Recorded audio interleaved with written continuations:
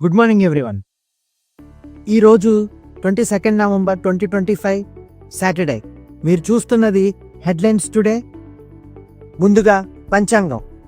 ఈరోజు మార్గశిర శుక్లపక్ష ద్వితీయ తిథి సాయంత్రం 5:11 వరకు ఉంది. తర్వాత తృతీయ. నక్షత్రం జ్యేష్ఠ 4:46 PM వరకు. తర్వాత మూలా నక్షత్రం ప్రారంభమవుతుంది. రాహుకాలం ఉదయం 9:28 నుండి 10:47 వరకు ఉంది. సో అప్పుడు ఏ పనులు చేయకండి. ఇంకా ఏపీ తెలంగాణ వార్తలకు వస్తే, రాష్ట్రపతి ద్రౌపది ముర్ము ఛత్తీస్గఢ్, తెలంగాణ, ఆంధ్రప్రదేశ్ పర్యటనలో భాగంగా ఈరోజు కూడా పలు సమావేశాల్లో పాల్గొనున్నారు.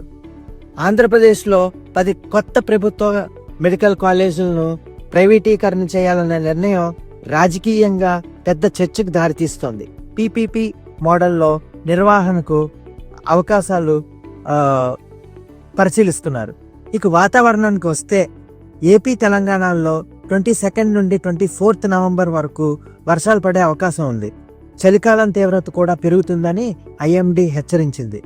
అండ్ నేషనల్ అండ్ ఇంటర్నేషనల్ న్యూస్కి వస్తే, శీతాకాల సమావేశంలో కేంద్ర ప్రభుత్వం 4 కీలక బిల్లులను ప్రవేశపెట్టింది.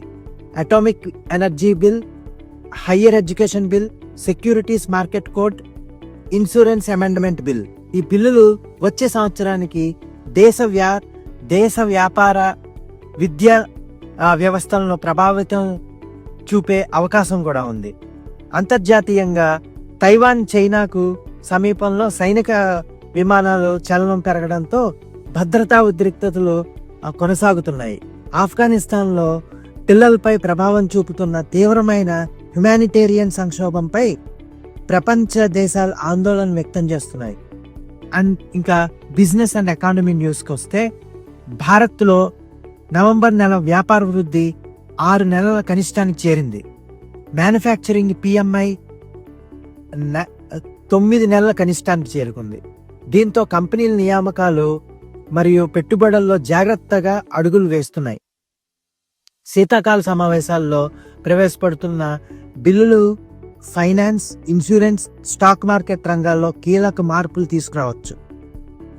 అండ్ ఇంకా స్పోర్ట్స్ విషయానికి వస్తే, ఏషియా కప్ రైజింగ్ స్టార్స్ 2025లో బంగ్లాదేశ్ ఇండియా పై సూపర్ ఓవర్లో విజయం సాధించి ఫైనల్ చేరుకుంది.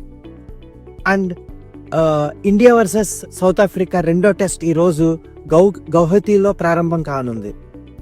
పిచ్ పరిస్థితులు అండ్ టీమ్ గురించి వాడివేడిగా చర్చలు సాగుతున్నాయి.